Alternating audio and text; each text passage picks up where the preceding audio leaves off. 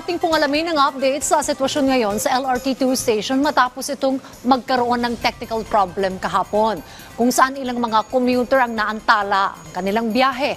Si Bernard Ferrer sa detalye live. Bernard?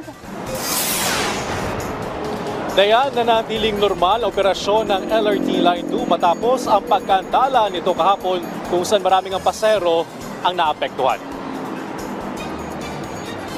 Alas 5 ng umaga na magsimulang bumiyahe ang tren ng LRT Line 2 mula Antipolo Station at Recto Station at vice versa.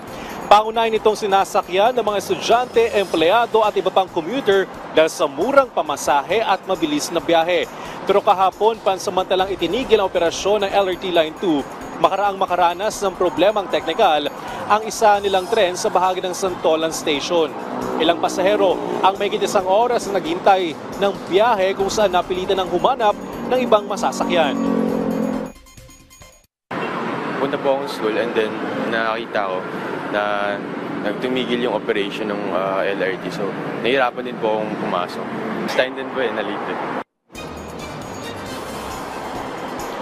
Agad na isinagawa ang repair ng kanilang engineering at maintenance team.